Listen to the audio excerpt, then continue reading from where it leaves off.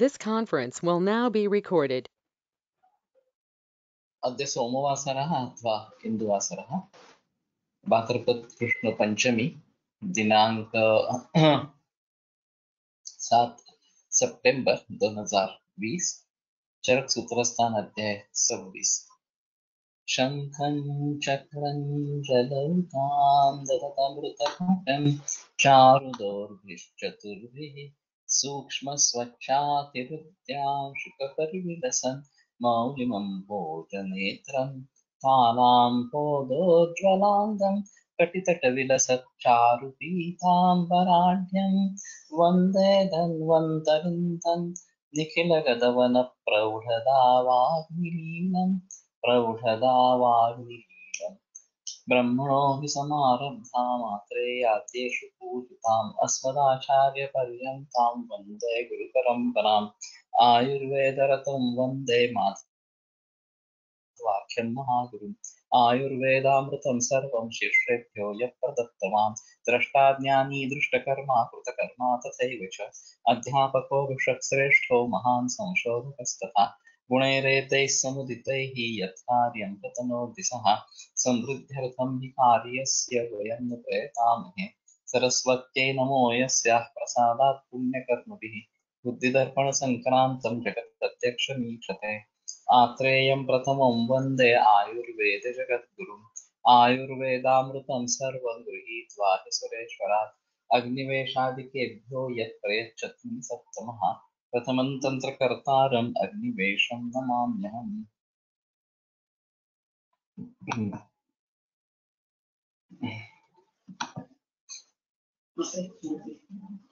तेषां षण्णां रसानां सोमगुणातिरेकान् मधुरो रसः।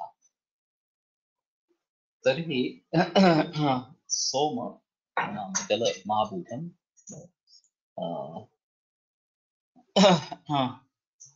तस्य गुणातिरेकात् मधुरो रसः।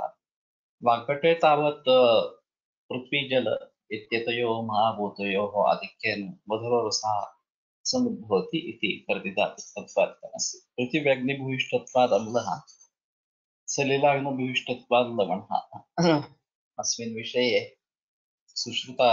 सुश्रुतसंहितायां तावत् विपर्ययो दृश्यते। वायवग्निभूयिष्ठत्वात् कटुकः वायवाकाशातिरिक्तत्वात् तिक्तः पवनपृथिव्यतिरेकात् कषायः इति। तर्हि द्विभिः महाभूतैः तयोः आधिक्येन रसानां प्रव्यक्तिः तादृशी भवति इति तत्र अवगन्तव्यम्। एवमेषां रसानां षट्कम् उपपन्नं न्यूनातिरेकविशेषान् महाभूतानां भूतानाम् इव स्थावरजङ्गमानां नानावर्णात् इति विशेषाः। इस तरीके से रस 6 है, ये उपपन्न हो जाता है, युक्त हो जाता है न्यूनातिरिक्त विशेषान महाभूता। कम होना या ज्यादा होना महाभूत के ये विशेष कम या ज्यादा विशेष के कारण, महाभूतों के विशेष के कारण इस प्रकार के 6 रस बन जाते हैं। भूतानामेव स्थावरजंगमानां नानावर्णाकृति विशेषाः।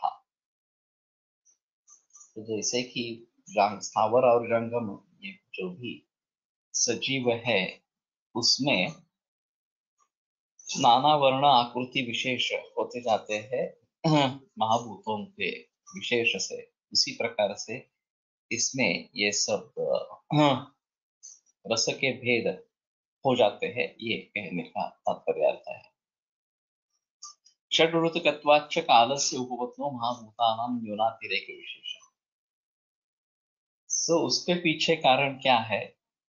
तो काल षड ऋतु वाला इस प्रकार का है और इसलिए महाभूतों में न्यूनत्व या अतिरिक्तत्व हो जाता है, विशेष इस प्रकार का हो जाता है। और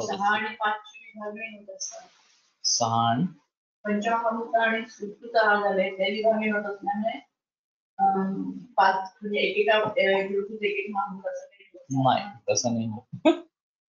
महाभूत 5 है और रस 6 है, तो ऐसा नहीं होता है कि महाभूतों का एक का एक और एक अव्यक्त रस वगैरह, ऐसा नहीं है। ये 6 जो रस बताए गए हैं वो ऋतु के अनुसार महाभूतों के जो विशेष होते रहते हैं उसके अनुसार उस ऋतु में उस रस की निर्मिति ज्यादा होती है, वो रस प्रबल होता है। और ये आगे ऋतुचर्या में भी बताया गया था पहले।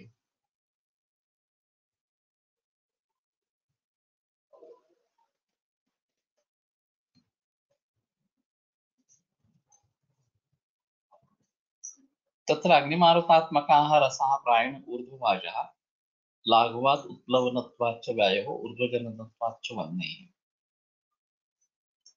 सो अग्निमारुतात्मक जो रस है वो प्रायः ऊर्ध्वगमनशील, इस प्रकार से ऊपर जाने वाले इस प्रकार के है। लाघवात् उत्प्लवनत्वाच्च वायो, वायु लघु है और वो ऊपर चढ़ता है इसलिए ये इस प्रकार का होता है। ऊर्ध्वजननत्वाच्च वह्नेः, और अग्नि की भी दिशा ऊर्ध्व होती है। केला जरी पोत बळेची खाली, हाँ, ज्वाला परिती वरती उखाड़े, एक मराठी में काव्य है कि अगर हम मशाल तब तो इस प्रकार की है, सुलाई गई इस प्रकार की मशाल है, वो उसका मुंह नीचे भी करेंगे तो भी ज्वाला जो है वो उसके ऊपर ही उठती है इस प्रकार से। सलिल पृथ्व्यात्मकास्तु प्रायण अधोभाजन, और पृथ्वी और जल महाभूतात्मक जो है वो प्रायण नीचे जाने वाले इस प्रकार के है। पृथ्व्या गुरुत्वात् निम्नगत्वाच्च उदकस्य, कि पृथ्वी गुरु है और उदक जो है निम्न गति वाला है, वो नीचे जाने वाला, ये इसकी स्वाभाविक इस प्रकार की गति है। व्यामिश्रात्मिका पुनः उभय तो भाषा, जिनमें ये सभी महाभूत मौजूद है तो वो दोनों तरीके से जा सकते हैं। ऊर्ध्वगमनशील होने के कारण ऊपर भी जाएंगे, अधोगमनशील होने के कारण अधः भी जाएंगे। ऐसा नहीं होगा कि दोनों एक दूसरे को कैंसल कर दे और निरस्त कर दे। दोनों अपना अपना कार्य बनाते रहते हैं, ये एक इसमें अहम चीज इस प्रकार की है। तेषां षण्णां रसानाम् एकैकस्य यथा द्रव्य गुणकर्माणि अनुव्याख्यास्यामः। तो उन 6 रसों में से एक एक रस का यथा द्रव्य गुणकर्म, द्रव्य के अनुसार गुणकर्म मैं बताना चाहता हूँ, बताने जा रहा हूँ। तत्र मधुरो रसा शरीर सात्म्यात् रस रुधिर मांस मेद, तो मधुर रस शरीर से सात्म्य होने के कारण रस रुधिर मांस मेद अस्थि मज्ज शुक्र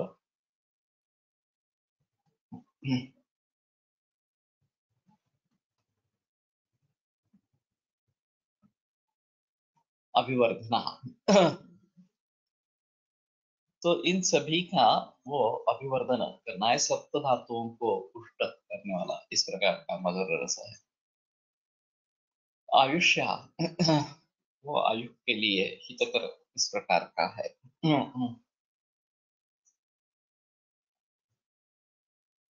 षडिंद्रिय प्रसादनः बलवर्णकरः, जो षड इंद्रिय है तो इसमें मानस भी लेना चाहिए। पंचज्ञानेन्द्रिय और मन, इनको प्रसादन करने वाला, बलवर्ण करा, बल और वर्ण निर्माण करने वाला।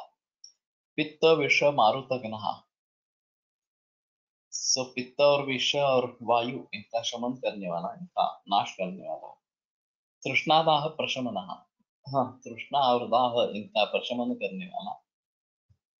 तो इन दो चीजों को ध्यान में रखते हुए शायद केमोथेरेपी के बाद ये मधुर रस अच्छा काम करता है। विषघ्न भी है, तृष्णादाह प्रशमन इस प्रकार का भी है।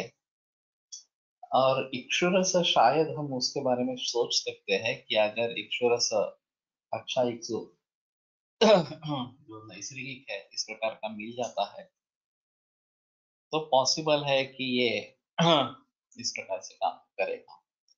त्वचः केश्यः कंठ्यः बल्यः प्रीणनः जीवनः तर्पणः ब्रूहणः स्थैर्यकः, तो त्वचा के लिए अच्छा है, केशों के लिए अच्छा है, बालों के लिए कंठ्य है, बल्य है, प्रीणन है, जीवन है, तर्पण है, ब्रूहण है, स्थैर्यकर है। तो प्रीणन भी है और तर्पण भी है। जनरली रस के बारे में जब बताते हैं तो रस प्रीणन है और उसके जरिए तर्पण होता है, ऐसा आप बताते हैं। तो हाँ, ये रस का तर्पण करता है और इसलिए प्रीणन कार्य करता है, ऐसा बता सकते हैं। लेकिन इससे प्रतीत होता है कि ये हाँ, प्रीणन भी सीधा मधुर रस का कर्म है। तो वो रस धातु से समान इस प्रकार का होने के कारण उसके जरिए भी प्रीणन होता रहेगा, ऐसा थोड़ा सा इसमें से अर्थ निकलता है। दोनों एक ही सामासिक शब्द में आए हैं, या सामासिक शब्द नहीं है लेकिन अलग अलग आए। जीवन ये रक्त से संबंधित इस प्रकार का है। ब्रूहण स्थैर्य करे मौसम इधर से है। क्षण क्षीत संधान, क्षीण क्षत संधान करहा। तो क्षीण क्षत इनमें संधान करने वाला इस प्रकार का है। घ्राण मुख कंठ ओष्ठ जिह्वा प्रसादन। तो इन सभी के बारे में जिह्वा प्रसादन करने वाला, घ्राण मुख कंठ ओष्ठ जिह्वा। दाह मूर्छा प्रशमन। तो दाह और मूर्छा इन दोनों का प्रशमन करने वाला। षटपद पिपीलिका नीनाम इष्टतमः स्निग्धः शीतो गुरुश्च। तो भ्रमर और पिपीलिका इनका इष्टतम इस प्रकार का है। स्निग्धः शीतः गुरुश्च, स्निग्ध शीत और गुरु है। एक निरीक्षण ऐसा है कि अभी जो शर्करा आमतौर पे मिलती है बाजार में वो चींटियां उस पे अट्रैक्ट नहीं होती, वो छोड़ देती है। ये वो भी समझ जाते हैं कि ये केमिकल वाला है और नैसर्गिक नहीं है, तो चींटियां उसको लगती नहीं है। और यही हाल बाकी धान के बारे में हो सकता है। चावल वगैरह इस प्रकार के हो तो चींटियां वहां पे नहीं आती है। तो ये एक अहम सोचने की चीज है कि जो वे समझ जाती है चींटियां, वो हम नहीं समझ रहे हैं इस प्रकार से। तो अभी ये व्हाइट पॉइजन कहा जाता है। शर्करा जो है, अभी की जो शर्करा है जो केमिकली सो कॉल्ड प्यूरिफाइड की जाती है वो एक जहर है वास्तव में, और किसी को भी उसका सेवन नहीं करना है। अगर शर्करा लेनी है तो पारंपरिक रूप से बनाई गई जो शर्करा है, नैसर्गिक है, उसी का सेवन करना है। वो वैसे बहुत कम मात्रा में उपलब्ध है और महंगी भी है, लेकिन फिर भी ज्यादा से ज्यादा लोग उस तरफ मुड़ेंगे तो डिमांड सप्लाई रेशो रहता है। डिमांड बढ़ेगी तो सप्लाई बढ़ेगा और फिर कीमतें भी कम हो जाएगी। मैंने सुना है कि कोल्हापुर के नजदीक एक कोई शुगर फैक्ट्री है जो नैसर्गिक ये गन्ना और नैसर्गिक तरीके से शर्करा बनाता है, लेकिन मैंने जाकर देखा नहीं है, मुझे देखना है एक्चुअली। तो अगर इस प्रकार के बड़े पैमाने पर अगर उपलब्धि हो जाए तो ज्यादा बेहतर इस प्रकार का होगा। द्रव्य से ऊर्ध्व भाजित्व व अधोभाजित्व शरीर स्थितीनुसार बदलेगा। झोपलेल्या स्थितीत ऊर्ध्वभागी द्रव्य एंटेरियर प्रदेशावर अधोभागी द्रव्य पोस्टीरियर प्रदेशावर अधिक काम करे। हाँ, ये बताना थोड़ा सा मुश्किल है। ये थोड़ा सा अपेक्षतावाद इस प्रकार का हुआ कि हम किस अवस्था में है उसके अनुसार ऊर्ध्व देश क्या है, उसके अनुसार अधो देश क्या है, और उस द्रव्य का महाभूतों के जरिए ये प्रभाव रहेगा कि वो ऊपर जाने वाला नीचे जाने वाला इस प्रकार का है। तो शायद तुम जो कह रहे हो वो बात हो सकती है। और हाँ, ये सापेक्ष रहेंगे। हम कड़ी स्थिति में, बैठी स्थिति में अगर सोचेंगे तो मस्तक की तरफ जाने वाला जो है वो ऊर्ध्व भाग और नीचे जाने वाला है वो अधोभागी इस प्रकार का रहेगा। और वमन विरेचन इन दो कर्मों के लिए इनका एक अहम उपयोग है। अगर हम वमन की दवा देना चाहते हैं या विरेचन की दवा देना चाहते हैं तो इसके लिए ये महत्वपूर्ण इस प्रकार का रहेगा। लेकिन लेटे हुए या सीने पर लेटे हुए किस प्रकार से होगा ये थोड़ा सोचना पड़ेगा। या शीर्षासन जैसी स्थिति में विरेचन द्रव्य भी ऊपर आने लगे, ये पॉसिबल हो अगर हम विरेचन द्रव्य लेकर शीर्षासन करेंगे इस प्रकार से, तो वास्तविक में ये करना नहीं चाहिए, ऐसा ही रहेगा। लेकिन थोड़ा उसके बारे में सोच सकते हैं कि हम किसी पर्टिकुलर अवयव में काम करना चाहते हैं तो उसकी स्वाभाविक स्थिति क्या है और उसमें परिवर्तित स्थिति क्या हो सकती है, और उसके अनुसार ये ऊर्ध्व दिशा में जाने वाला अधो दिशा में जाने वाला किस प्रकार का काम करेगा। तो ठीक है, उसके बारे में हाँ, सोच सकेंगे ऐसा लगता है।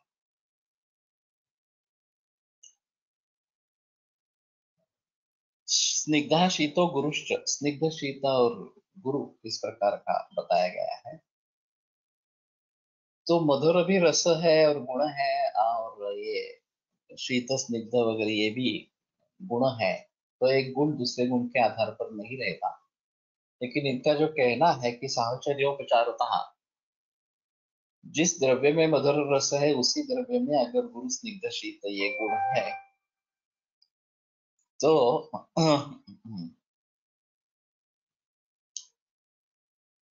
ये स्निग्ध शीत और गुरु इनका तालमेल मधुर रस से कर देते हैं, और मधुर रस वाले द्रव्य इस प्रकार के होते हैं, या मधुर रस स्निग्ध शीत गुरु होता है, इस प्रकार से बताते हैं। ये एक अनुभव है। दिन भर अगर खड़े रहने से पाँव में सूजन आती है, और जब हम कोई तकिया पाँव के नीचे रखते हैं तो शोथ कम हो जाता है। ये थोड़ा ग्रेविटी से रिलेटेड इस प्रकार से है। और दूसरी भी चीज इसमें ऐसी है कि दिन भर हम खड़े रहेंगे तो ये वात के प्रकोप के लिए भी थोड़ा काम करता है इस प्रकार से। और तकिया ले न ले, लेकिन सुबह है सूजन कम हो जाती है तो वो समझ लेना है कि वात की वजह से है। और अगर उल्टा है कि सुबह बहुत ज्यादा सूजन रहती है, जैसे कि ये नेफ्रोटिक सिंड्रोम वगैरह में दिखाई देता है, या स्टीरॉइड्स लेते हैं तो सुबह चेहरे पे सूजन रहती है और फिर दिन में वो कम हो जाती है इस प्रकार से। तो उसके बारे में हम बता सकेंगे ये कफ प्रधान है, और फिटिंग एडियमा ये भी दिखाई देता है। तो कुछ हद तक उससे हाँ फायदा मिल सकता है, ये केवल गुरुत्व का विचार करके। नस्य के बारे में जैसे किंचित अवनत शिरस इस प्रकार की परिस्थिति बताई गई है, तो वो भी एक अहम चीज है कि वो अंदर शिर में पहुंच जाए सभी जगह, इसलिए ये पोजीशन का फायदा लेते हैं, अवस्था जो है उसका फायदा लेते हैं। गर्भिणी अवस्थेत झोपून उठल्यावर सूज असते, आराम केल्याने सुद्धा कमी होत नाही, differential diagnosis of the as.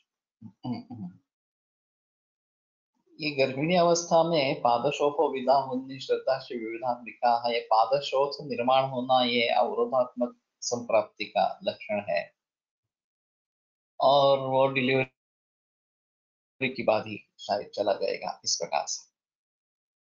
लेकिन अगर मुखशोथ वगैरह इस प्रकार का है तो उसके लिए सोचना चाहिए। और ये पीआईएच वगैरह इस प्रकार का अगर है तो उसके बारे में भी अलगता से सोचना है। गर्भोदक ज्यादा होना ये भी एक कारण बन सकता है इसके बारे में, और उसका रीजन ये नारियल पानी ज्यादा पीना या सादा पानी ज्यादा पीना ये भी बात हो सकती है। पांडुतक के कारण भी सूजन हो सकती है। तो इन सभी बातों को ध्यान में रखते हुए किन कारणों को टालना है और किस प्रकार से हमारी दिनचर्या रखनी है, इसके बारे में सोचना जरूरी रहेगा. पीआईएच म्हणजे काय वही शायद बताए, क्योंकि अभी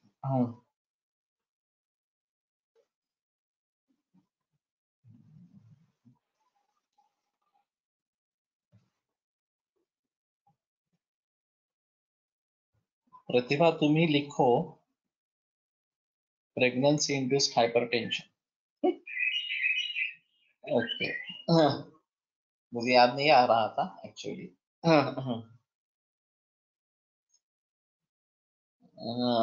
लेकिन मैं समझता हूँ कि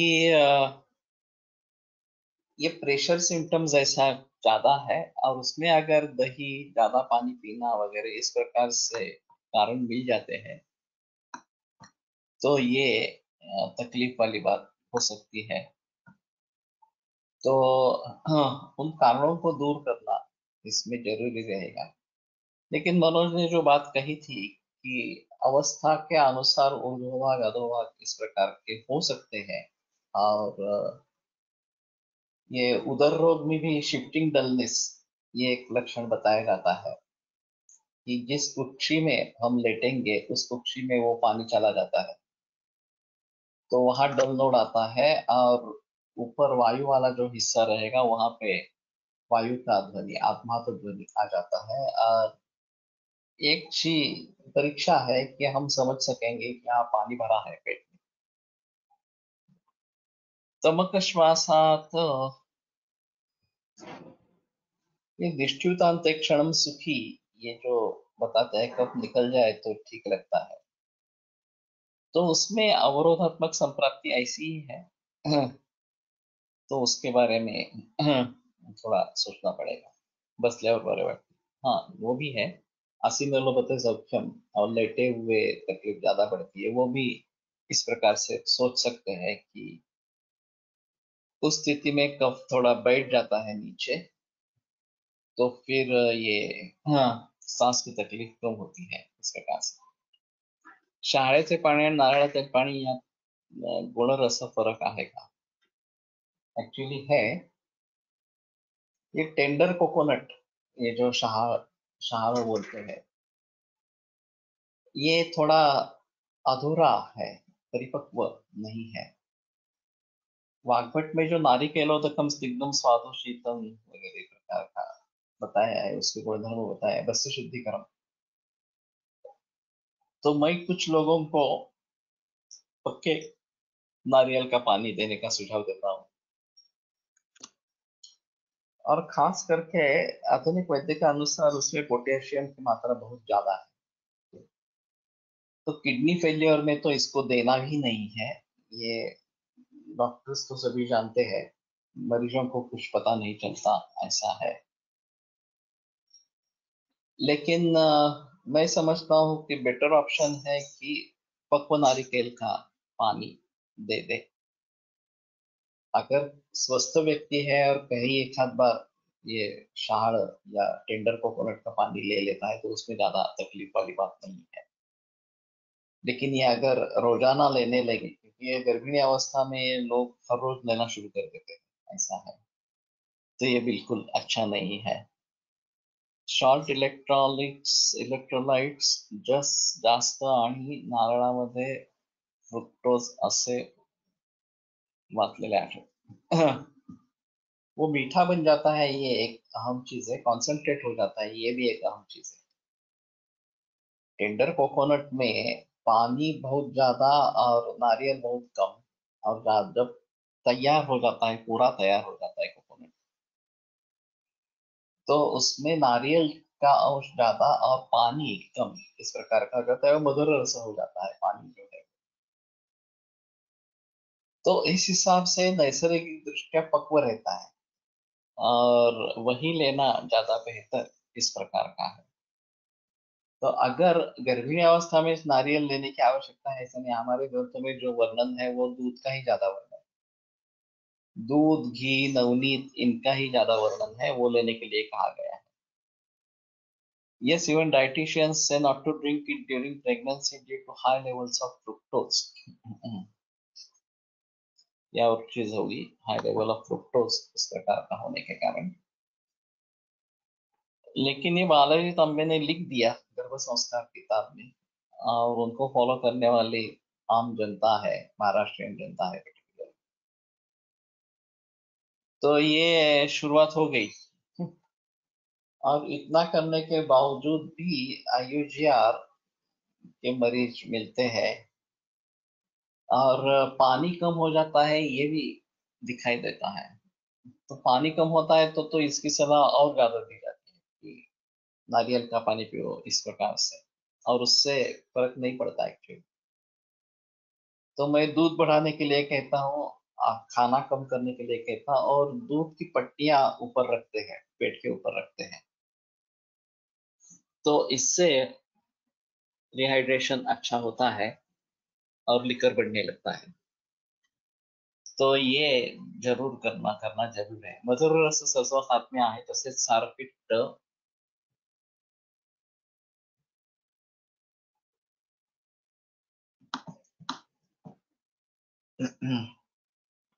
विभजनावेळी मधुर अवस्थापाक असतो, प्रमेयामध्ये कसा विचार करा, आपण त्यांना मधुर रस अजिबात न घेण्यास सांगतो। लेकिन ऐसा है ना, मधुर रस को पूरा छोड़ नहीं भी सकते, बिल्कुल नहीं छोड़ सकते, ये तो बिल्कुल सही बात है। तो जो शर्करा वगैरह जो है, गुड़ और शर्करा, इनके बारे में सोचना है वो नहीं लेना है। लेकिन चावल या गेहूं या सातू, ये सब मधुर रसात्मक ही है। और चावल ज्यादा क्लेद बढ़ाने वाला इस प्रकार का है। अगर ये एक संवत्सर बीतने से पहले ही उसका सेवन शुरू हो गया तो ये दिक्कत वाली बात होती है। तो इसलिए 1 बरस के बाद ही उस चावल को लेना है। गेहूं को भी वैसे ही बताया है और सातू को भी वैसे ही बताया है। तो इस प्रकार से अगर हम काल संस्कार उसके ऊपर हो जाए तो वो बेहतर है। तो मधुर रस का विपाक मधुर है, मधुर अवस्थापाक तो सभी का होता है। सार्कट्य विभजन के समय मधुर अवस्थापाक नहीं रहता, वो तो आमाशय नहीं हो जाता है, ऊर्ध्व आमाशय। तो षड्रस से प्रकार प्रपाकतः ये मधुर अवस्थापाक सभी रसों का मधुर अवस्थापाक होता है। और विपाक जो है वो मधुर का प्राय, मधुर और लवण का प्राय मधुर विपाक इस प्रकार का होता है। तो ऐसा तो नहीं है कि उनको बिल्कुल ही मधुर रस देना नहीं है। जो साक्षात मधुर शर्करा गुड़ वगैरह है वो नहीं देने हैं, नहीं सोच सकते हैं। बाकी मधुर रस सभी के जीवन के लिए आवश्यक ही है, उसमें कोई संदेह नहीं। एमनियोटिक फ्लूइड कम होगा तो ज्यादा पीते हैं, ये भी सही है। और हाँ, ये बराबर नहीं है। मैं दूध बढ़ाने के लिए बताता हूँ और दूध की पट्टियां पेट के ऊपर रखता हूँ। शहाळे व पक्व नारळ पाणी यामध्ये अधिक गुरु कोण? पक्व नारियल पानी ही गुरु होगा ऐसा मुझे लगता है, अभी देखना चाहिए, लेकिन वो कॉन्सेंट्रेट हो जाता है। इस तरीके से उसमें जो द्रव अंश है वो कम हो जाता है, तो पृथ्वी का अंश बढ़ता है तो स्वाभाविकता गुरु हो जाएगा इस प्रकार से। लेकिन ये कच्चा है, फिर भी अग्नि का संस्कार उसके ऊपर नहीं हुआ है। जो बाह्याग्नि है उसका संस्कार उसमें नहीं है, तो ये कम ही लेना है, ये सबसे अहम चीज है। अगर आपको डिहाइड्रेशन हो गया हो और गर्मी ज्यादा इस प्रकार की हो, तो ये नारिकेल पानी जो शहाड़ बोलते हैं वो ले सकते हैं, और वो तुरंत आपूर्ति करता है, द्रव महाभूत की आपूर्ति करता है। क्लेद वाढणार नाही याची काळजी घ्यावी असं आहे। ये तो इस प्रकार से सोचना ही है कि क्लेद इस प्रकार से ज्यादा नहीं बढ़े। और वास्तव में बस्ती शुद्धिकरण इस प्रकार का बताया गया है, तो क्लेद निकल जाता है शरीर से, ये भी पॉसिबिलिटी है।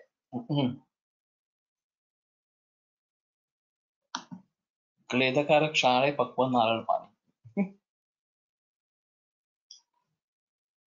मैं समझता हूँ कि शहाड़ा जो है या टेंडर कोकोनट है वो बहुत ही कम इस्तेमाल और कभी एक आध बार ले लिया तो ठीक है।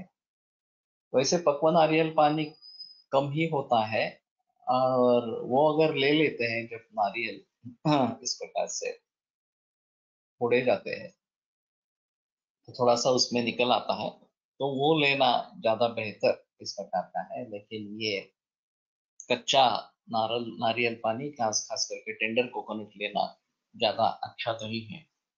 वो कुछ लोग ऐसा सोचते हैं हमने कुछ अलग बताया, अच्छा है इस प्रकार से, नेचुरल है, तो लोग उसका अनुकरण करने लगते हैं। ऐसा थोड़ा सा है, जहाँ शास्त्रीय आधार इसके लिए कुछ भी नहीं है, तो ये क्यों लिए ले जाए, ये थोड़ा सोचने की बात है।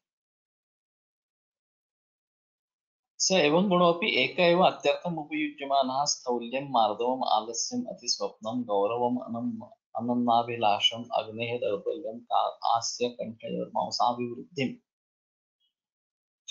सो इस गुणों के होने के बावजूद भी अगर उस एक रस का ही ज्यादा इस्तेमाल किया जाता है तो उपयुज्यमानः स्थौल्यम, तो पहला बताया गया स्थौल्य। नारायण पाठ बिल्कुल गालूंगा, ये बताना मुश्किल है। मैं समझता हूँ कि सेवन नहीं करेंगे तो ऐसी कोई आपत्ति नहीं है। पानी पीना ही है। आप कहीं घूमने गए हैं और एक आध बार ले लिया तो ठीक है, लेकिन हर रोज उसका सेवन करना बराबर नहीं है। तो इसके बारे में ज्यादा जिक्र मत करो, वो लेना है और फिर किस प्रकार से लेना है ऐसा जिक्र मत करो। तो पहला जो बताया है वो स्थौल्य इस प्रकार का है, और खास करके मधुर रसात्मक पदार्थ ज्यादा सेवन में आते हैं तो पृथ्वी और जल भाव दोनों बटले लगते हैं, ग्रहण होता रहता है, और फिर इसके जरिए स्थौल्य निर्माण होता है। मार्दवम, तो मृदुता निर्माण होती है, ये भी एक अहम चीज इसमें है।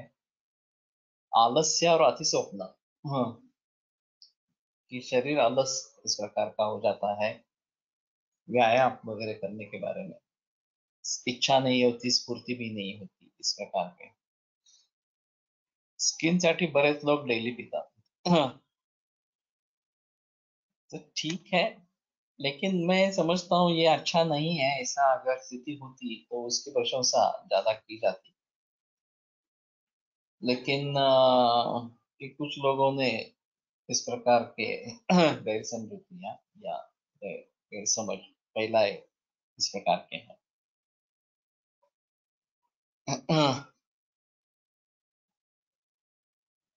आलस्यम अति स्वप्नम, तो अगर ज्यादा सोएंगे तो उससे भी स्थौल्य और बढ़ेगा। गौरवम, गुरुता, अनन्नाभिलाषम, और अनन्नाभिलाष खाने की इच्छा न होना, ये भी इससे लक्षण हो जाता है। अग्नेय दौर्बल्य, ये गुरु होने के कारण अग्नि का दौर्बल्य, इसमें अग्नि बढ़ाने वाली कोई चीज नहीं है। आस्य कंठेय मांसाभिवृद्धि, मुख और कंठ में मांसाभिवृद्धि ये भी निर्माण करता है।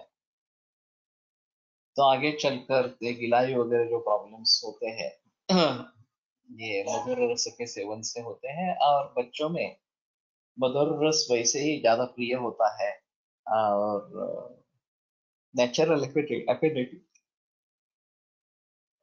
उसके लिए होती रहती है, तो बहुत ज्यादा मधुर रस का सेवन होता है।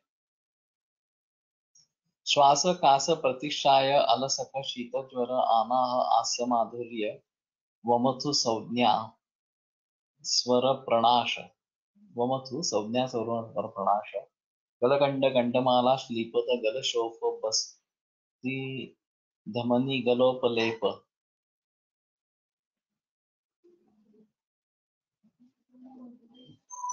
सो बस्ती धमनी और गल उपलेप अक्षामय अभिषंद अभिषंदानित्येवं प्रवृत्ति कवचान विकारान उपजनी। तो अगर ज्यादा मात्रा में इसका सेवन हो जाए तो ये कवच विकार इसमें हो जाते हैं, ये एक आम चीज है। श्वास कास प्रतीक्षाया अलसक, शीतज्वर, आनाह, हास्य माधुर्य, वमथु। एक मैंने बात बताई थी कि एक पेडियाट्रिशियन की बेटी या बेटा ऐसा कुछ था, बेटा था मेरे ख्याल में। तो उसने बताया कि इसको साइक्लिक वोमिटिंग सिंड्रोम इस प्रकार का है। तो मैं तो कुछ समझा नहीं, लेकिन हिस्ट्री ले ली, 4-5 बरस का था। तो पता चला कि बहुत सारे कफकारक पदार्थ खाता रहता था, और उसकी माँ कहती थी कि ये 2-3 महीने अच्छा रहता है, फिर उल्टी होना शुरू हो जाता है और बहुत कफ निकलता रहता है, और जब तक ये कफ निकल नहीं जाता तब तक उल्टी बंद नहीं होती। कुछ भी कोशिश करो, मैंने एडमिट भी किया, सलाइन दी थी या कुछ भी किया, कुछ भी नहीं होता है, वो वोमिटिंग होता ही रहता है। और ये जब कफ पूरा निकल जाएगा तो फिर वो शांत हो जाता है, फिर आगे 2-3 महीने तक कोई नौबत नहीं आती। तो मैंने कहा कि ठीक है, आप ये सब बंद कर दो, शीत पूर्व के जो है, और परहेज करो, तो सिंड्रोम बंद हो गया। साइक्लिक वोमिटिंग सिंड्रोम इस प्रकार का नाम उसको दे दिया था। ये 3-3 महीने के बाद होता रहता है इस प्रकार से। तो इसमें सिर्फ अहम भूमिका ये थी कि एक्चुअली ये क्या है और क्यों हो रहा है। तो अगर कफ कारक इस प्रकार के कारण हो रहे हैं और उनके लिए कोई सोच भी नहीं है, उसके बारे में कोई सोच भी नहीं है, तो ये काफी मुश्किल इस प्रकार की हो जाती है। ते वमथु, संज्ञा स्वर वर्ण प्रणाश, संज्ञा प्रणाश और स्वर गंभीर इस प्रकार का है। एक कोमा जैसी, मूर्छा जैसी स्टेज आ सकती है इसमें, या संन्यास इस प्रकार की अवस्था आ सकती है, जो डायबिटीज में काफी मात्रा में देखा जाता है। गलगंड, गंडमाला, श्लीपद, गलशोफ, ये चारों विकार है इनमें। ये मधुर रस का अतिसेवन ये कारण हो सकता है। बस्ती, धमनी, गलोपलेप, तो इन तीनों में उपलेप होना अंदर से, जैसे कि कुछ संचित इस प्रकार का हो जाना उसके भित्ति पर। तो बस्ती उपलेप इस प्रकार का अगर हो जाए तो शायद ये आगे चलकर कोई कैंसर जैसी बीमारी को भी निर्माण कर सकेगा। और thickening of the wall of this bladder, urinary bladder, वैसे गॉल ब्लैडर में भी कभी कभी ये थिकनिंग ऑफ द वॉल ये दिखाई देता है, कोलन्स में भी कभी कभी दिखाई देता है, आमाशय में भी दिखाई देता है कि उसकी जो भित्ति है उसमें सूजन इस प्रकार की आ गई। तो ये गलोपलेप इस प्रकार का होगा। काही मुलामध्ये मधुर पदार्थ खाल्यावर लगेच सर्दी होते, तो उसमें ऐसा होता है ना कि वो संचित रहता है, थोड़ा भी उसको व्यंजक हेतु मिल गया, एक क्षय काष्ठाम उपारूह्य इस प्रकार का बताया गया, वो अपने चरम सीमा तक पहुंच जाते हैं। और जब थोड़ा भी कुछ कारण हुआ तो उसके जरिए वो सब निकल आता है बाहर इस प्रकार से। तो ये देखा जाता है, ऐसा है। और धमनी उपलेप, तो इसको लेकर ये कोलेस्ट्रॉल का जो है चक्कर, उसके बारे में लोग बताते रहते हैं कि कोलेस्ट्रॉल इस प्रकार के संचित हो जाता है, खास करके एलडीएल कोलेस्ट्रॉल जो है, और उसके जरिए ये ल्यूमेन कम हो जाता है, जो आकाश है तो उसमें वो कम हो जाता है। वो कम हो जाने के कारण शरीर को ज्यादा जोर से पंप करना पड़ता है, हृदय को, और फिर ब्लड प्रेशर बढ़ जाता है। और इसमें अगर रक्त की गांठ बन जाए, क्लॉट बन जाए, और वो ल्यूमेन कम होने के कारण कहीं पे अटक जाए, खास करके करोनरी आर्टरी, तो ये हार्ट अटैक की तरफ जाता है, माइट्राल इंफार्क्शन, और उसमें मृत्यु भी हो सकती है।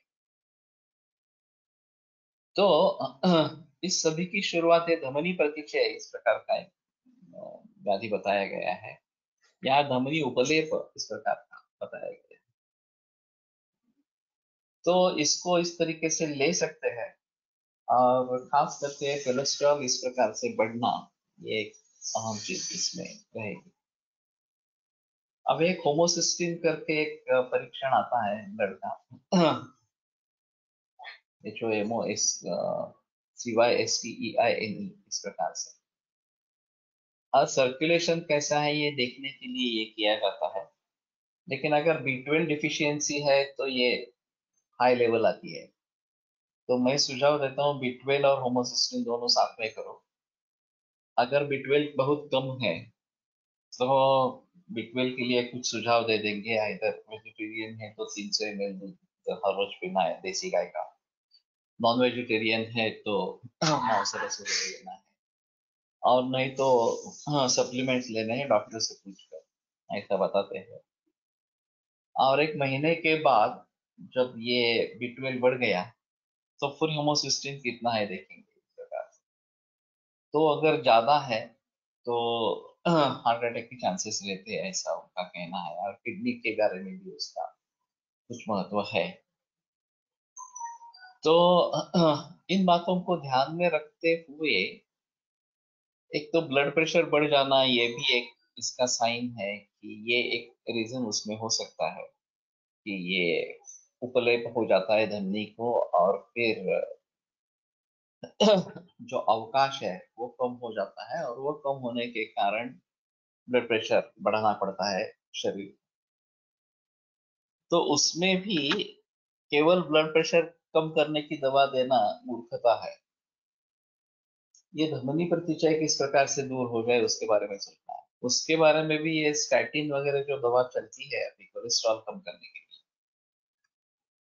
वो भी काफी हानिकारक है, तो वो भी एक्चुअली नहीं लेनी है। और इसमें स्ट्रेस का एक अहम मुद्दा रहता है, स्ट्रेस ही इसका कारण बहुत सारे मरीजों में पाया जाता है। तो स्ट्रेस से छुटकारा पाना ये सबसे अहम बात इसमें होती है। तो उसको हम कैसे कंट्रोल करें, काबू में रखें, इसके बारे में डायबिटीज आफ्टर सम पीरियड। और मैं तो अभी ऐसा करता हूँ कि जो स्टैटिन ले रहे हैं उनको धीरे धीरे वो कम करके पूरा बंद कर देते हैं। और ये इन्होंने नॉर्मल फिजियोलॉजिकल वैल्यूज को भी चेंज कर दिया। 150 तक कोलेस्ट्रॉल ठीक समझते थे इस प्रकार से, और जो LDL इस प्रकार का है तो वो 100 तक उसको लेके आए नीचे आए। तो 100 से 150 वाले भी जो है उनको भी स्टैटिन शुरू कर सकेंगे इस प्रकार से। तो नॉर्मल फिजियोलॉजी को चेंज कर दिया, ये भी चाल है फार्मास्यूटिकल कंपनीज की। तो उसके बारे में सोचना है। वैसे HbA1c भी अभी अमेरिकन मेडिकल एसोसिएशन का कहना है कि 8.4 तक नॉर्मल है HbA1c। अभी ये 6 से नीचे है तो भी 5.6 होना चाहिए इस प्रकार का जिक्र करते रहते हैं। तो ये बिल्कुल गलत है, और केवल उस प्रकार से कोलेस्ट्रॉल को या HbA1c को कंट्रोल करेंगे तो उसकी सेहत सुधरेगी या बिगड़ेगी, ये एक अहम चीज है। Any advice on how to stop ecosprin in patients of Pakshavadah who has been taking it for a long time? मैं PTINR करवाने के लिए कहता हूँ, और अगर वो ज्यादा बढ़ा इस प्रकार का है तो इकोस्प्रिन कम कर देता हूँ। पहले अगर 150 लिया ले रहा है तो 100 या 75 या 50 इस प्रकार से कम कर देता हूँ, और फिर बाद में फिर से एक बार PTINR करवा के बंद करने की सलाह देता हूँ। वास्तव में उसमें ऐसा है कि अगर समझो PTINR ज्यादा है इस प्रकार से, तो एस्पिरिन जो दिया जाता है वो ब्लड थिनिंग के लिए दिया जाता है। हाँ, विस्कोसिटी अगर ब्लड की बढ़ गई हो तो क्लॉट बनने के चांसेस ज्यादा है, और फिर हार्ट अटैक के चांसेस। लेकिन विस्कोसिटी बढ़ी है या नहीं बढ़ी है ये कैसे समझे? अभी ये ब्लाइंडली चलते हैं कि नहीं, हार्ट अटैक एक बार हो गया या आईएसडी है तो विस्कोसिटी बढ़ी ही है, इस प्रकार से वो दे देना है। तो कम से कम bleeding time, clotting time, PT INR ये तो करो। ये करने के बाद अगर महसूस होता है कि हाँ विस्कोसिटी बढ़ी है, तो वो क्यों बढ़ी है इसका कारण ढूंढो। वो ज्यादातर स्ट्रेस में ही होता है, लेकिन अगर जीवन शैली अच्छी नहीं है, तली हुई चीजें खा रहा है, रात्रि जागरण या मद्यपान एडिक्शन वगैरह वगैरह बाकी जो सब है, तो वो छोड़ना है बेसिकली। और ये सब हेतु अगर दूर हो जाते हैं तो अपने आप वो सुधरने लगा। उसके साथ में योगासन, योगा, प्राणायाम या फिर व्यायाम ये सब करना जरूरी है। हाँ, तो विस्कोसिटी ब्लड की कम हो जाएगी, और विस्कोसिटी कम हो जाएगी तो ये हार्ट अटैक के चांसेस भी कम हो जाएंगे। तो इन सभी के, हाँ, मैं एक्चुअली ये कर रहा हूँ, पीटीआईएनआर कर रहा हूँ। उसके बारे में थोड़ा ढूंढना चाहिए कि विस्कोसिटी के बारे में और कोई परीक्षण है क्या इस प्रकार से। मैंने अपने ही मन से ये शुरू किया है ढूंढना इस प्रकार से। और ये परीक्षण करवा लेना, पीटीआईएनआर करवा लेना, और फिर इसकी मात्रा कम करते हुए उसको बंद कर देना, एस्पिरिन की, इकोस्प्रिन की जो है। वैसे गर्भिणियों में भी दिया जाता है इकोस्प्रिन अभी, सर्कुलेशन बढ़ाने के लिए। वही सिलसिला है कि ये विस्कोसिटी है ऐसा समझ के देना आरंभ कर देते हैं। हमारे हिसाब से उष्ण तीक्ष्ण द्रव्य नहीं होने चाहिए, रक्तपित्त निर्माण करने वाले द्रव्य नहीं होने चाहिए। तो गर्भिणी में भी अभी ये शुरू कर दिया है उन्होंने कि हाँ,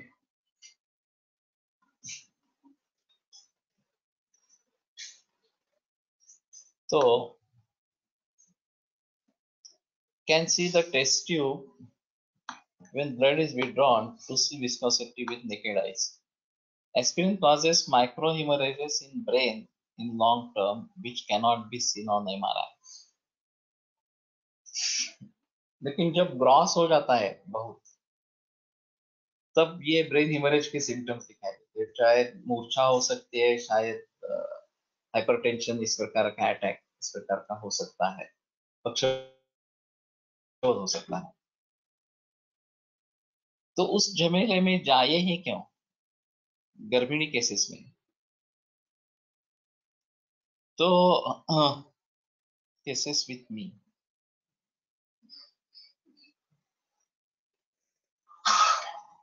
मैं समझा नहीं, लेकिन गर्भिणियों में देते रहते हैं इकोस्प्रिन या ऐसा है, तो उसका विरोध एक्चुअली होना चाहिए, और कम से कम मात्रा कम कर दो उसकी।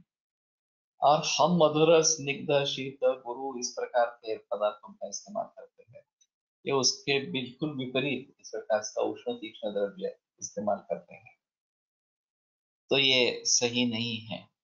गर्भिणी cases with me, I don't let them take aspirin when if prescribed. It helps placental circulation and early calcification and PIH. It prevents IUGR. लेकिन ऐसा है ना, इसके बारे में सेफ ड्रग ढूंढो अगर ये करना है तो। और मेरे ख्याल में ड्रग से बेहतर है प्रॉपर गर्भिणी परिचर्या। अगर उसका पालन करेंगे, स्ट्रेस फ्री रहेंगे, तो ये नहीं होगा। और कैल्सिफिकेशन की जो बात है, वो कैल्शियम बहुत सारे गर्भिणियों को दिया जाता है इस प्रकार से, वो ब्लाइंडली सब करते रहते हैं, ये सबसे अहम चीज है। दगवानी वसंत से काम छाना है, सो बेटर ऑप्शन है कि हम हमारी तरीके से काम करें, यूजिंग संशमनी वट्टी, सीतोपलादी, मधुमालिनी वसंत वर्क्स बेस्ट। संशमनी वट्टी मैंने पहली बार सुना, मधुमालिनी वसंत, सीतोपलादी ये तो देते रहते हैं, उसमें कोई प्रॉब्लम नहीं है। लेकिन ऐसा है ना कि ये एलोपैथिक डायग्नोसिस और आयुर्वेद की चिकित्सा ऐसा भी नहीं है। हमारे हिसाब में क्या डायग्नोसिस है, क्या करना आवश्यक है, ये सोचकर उस प्रकार से द्रव्यों का प्रयोग करना, ये अहम चीज इसमें रहेगी। तो गुणीच्या शोणिता अवरोध नाशक. ओके. श्लेष्म सांग्रायिक रक्त विबंधनाना ये गुणिचिका है. तो उस हिसाब से संशमनी ठीक है और वो सेफ है, उसमें कोई प्रॉब्लम नहीं है. तो ये बेटर ऑप्शन इस प्रकार का रहेगा अगर देना ही है. लेकिन मैं सुझाव देता हूँ कि पीटीआईएनआर एक बार करवाओ. अगर वो एक के एक जितना है थोड़ा कम ज्यादा होगा तो ठीक है, उसमें कोई प्रॉब्लम नहीं है, संदेह की बात नहीं है. लेकिन एस्पिरिन देना मेरे ख्याल में बराबर है ही नहीं. तो बेटर ऑप्शन है कि वो छुड़वा लो. अभी हमें गायनेकोलॉजी के हिसाब से सूती का गार या प्रसूति ग्रह फिर से शुरू करना जरूर पड़ेगा इस प्रकार से. तो ये हमारे हाथ से निकल गया है अभी. हाँ, वो पूरा एलोपैथी के कचहरे में हो गया है. लेकिन अगर भली भांति हम उसका प्रयोग करेंगे और अगर इमरजेंसी है और सीजेरियन सेक्शन के बजाय कोई चारा नहीं है तभी उनको वहां पे भेजें. लेकिन ये ऐसा होता है, थोड़ा सा ये क्रिटिकल सिचुएशन होती रहती है और समाज की भी मानसिकता नहीं है नॉर्मल शोधन. गर्भिणी शोधतात गुरुची द्यायला सांगितलेली आहे. ओके. तो ये ठीक है कि हम गुरुची का भली भांति प्रयोग कर सकते हो, तो रसायन है उसमें कोई नुकसान होने का कोई संभव इस प्रकार का नहीं है. तो गुरुची सिद्ध क्षीर या संशमनी वटी ये आसान है तरीका देने के लिए. तो ये बस्ती धमनी गलोप लेप और गले में भी इस प्रकार का लेप लग जाना ये प्रमेय में भी बताया गया है. तो ये मधुर रस के अति सेवन से ये हो रहा है, ये ध्यान में रखते हुए वो सेवन कम करना बंद कर देना और उसके विपरीत चिकित्सा देना ये अहम चीज रहेगी. तो ब्लड प्रेशर का हमारा निदान धमनी उबले तो इस प्रकार का हो सकता है. अभी ये इसके बारे में काफी सोचना पड़ेगा. एनटीटी मॉडर्न साइंस की ब्लड प्रेशर है, हाइपरटेंशन, और हमारे हिसाब में दोषों के स्तर पर या अन्य धातु वगैरह के बारे में मानसिक स्थिति के लिए क्या देना है इसके बारे में हमें सोचना है. अक्षामय अभिष्यंदान और नेत्र विकार और अभिष्यंद वगैरह वगैरह इति एवं प्रतिदिन कफजान विकारान उपजने. इस प्रकार से कफज विकार इससे निर्माण होते रहते हैं. तो इन सभी के बारे में गहराई में जाकर सोचना है. और अगर इस प्रकार का मधुराति सेवन है, मधुर रसाति सेवन है, तो उसको रोकना है, वो कम करने के लिए बताना है इस प्रकार से.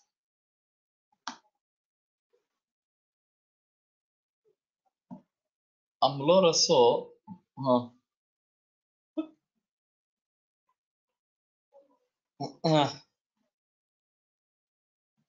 जेस्टेशनल डायबिटीज ये अभी काफी बड़ी समस्या हो गई है और उसको कैसे निपटाए. तो शुरू में ही मैं सुझाव देता हूँ कि खाना कम करो और दूध बढ़ाओ, देसी गाय का. तो मेरा अनुभव ये रहा है कि वैसे गर्भिणी अवस्था में बार बार दूध वगैरह का ही जिक्र है, तो ये अच्छा है इस प्रकार से. हाँ.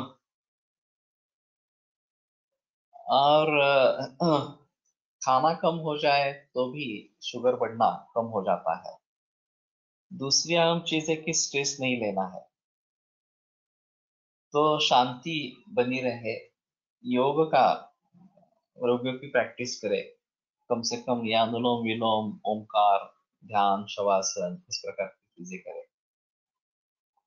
और फिर हमारे हिसाब से कुछ दवाइयाँ दे सकते हैं। ये निशामलक योग जो है ये भी दे सकते हैं अगर इस अवस्था में है तो।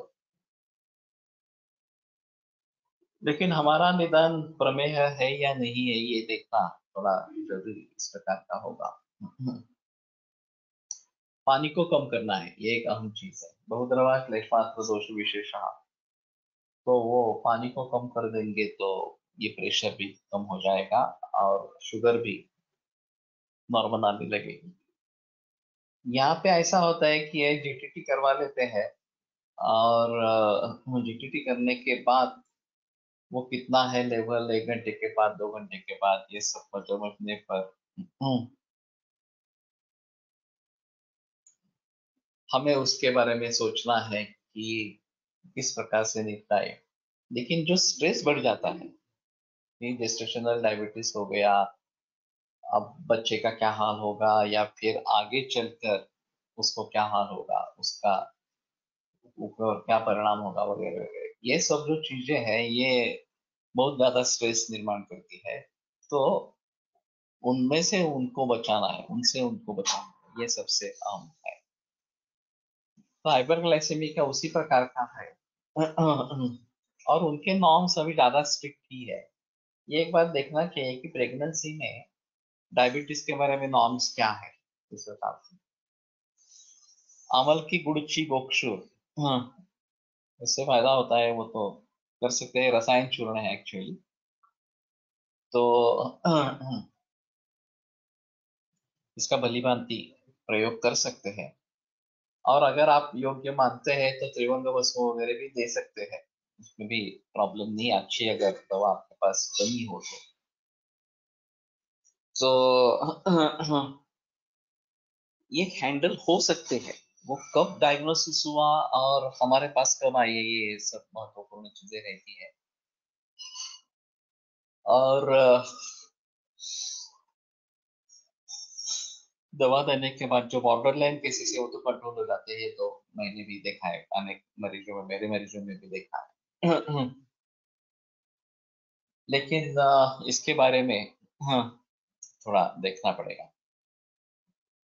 अम्लो रसो भक्तम रोचयति, अग्निम दीपयति, देहम ब्रूहयति ऊर्जयति, मनोबोधयति।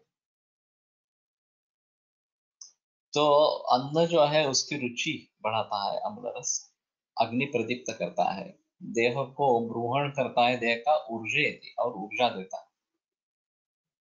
ये जो ब्रूहणत्व है ये पृथ्वी महाभूत के जरिए है और अग्नि होने के कारण ये अग्नि दीपयति, ये एक महत्वपूर्ण है। मनोबोधे, ये एक अहम चीज है कि मन का बोधन होता है, जानकारी या बोध होना मन मन से, ये बात हो जाती है। तो एक थोड़ा ये अलग ही है। और इंद्रियाणि दृढ़ीकरोति, ये भी एक चीज इसमें बताई गई है। तो वैसा इस प्रकार का परिणाम दिखाने वाले बहुत ही कम द्रव्य इस प्रकार के हैं। तो जब तक ये सेंसेशंस अच्छे नहीं रहते हैं, कोई आघात हो गया हो या फिर नमनेस इस प्रकार का आ गया हो डायबिटीज के जरिए या उदर वगैरह के रोगों में जैसे, तो अम्ल रस का उसमें उपयोग करना सही रहता है। और प्राण का कार्य इंद्रिय दृक है, तो मैं सुझाव देता हूँ कि प्राण काल में अम्ल रस देवे। तो मैं प्रिफर करता हूँ रौप्य भस्म सूक्ष्म इस प्रकार का, और बोरावले के साथ, आंवले के मुरब्बे के साथ प्राण काल में थोड़ा थोड़ा चाटते रहे। उसमें ताप्यादि भी दे सकते हैं। या फिर अम्ल रस वाले अन्य भी द्रव्य इसमें दे सकते हैं। दाढ़ी पर्टिकुलरली है, तो उसका भी भली भांति प्रयोग हो सकता है। Anti-diabetic medicines, overnutrition and false nutrition are the main causes of all pregnancy-induced conditions. Wife of my patient ate ice cream and multiple occasions, resulting in hyperglycemia, and landed up into taking anti-diabetic medicines. Poor nutrition and false nutrition are also main causes of all pregnancy-induced conditions, including thyroid. Pregnant females are either over-pampered, overfood, or utterly neglected. सही है, तो इन सभी के बारे में थोड़ा सोचना पड़ेगा, कारण क्या क्या है और उस कारण को कैसे टाला जा सकता है। तो ठीक है, यहाँ पे ही रुकते हैं और कल फिर इसके बारे में आगे बढ़ेंगे। आयुर्वेद प्रकांडो निगदितैः शल्यतंत्र प्रधानः शिष्येभ्यः शाश्वतोऽयं निखिलजनकृपा व्याप्तचित्तेन येन आयुर्वेदस्य वाञ्छन् पुनरपि भुवने ताञ्च सुष्ठु प्रतिष्ठां श्रेष्ठं धन्वन्तरीं प्रणमति च सदा वैद्यवर्गो हि नूनम् विरम्यते।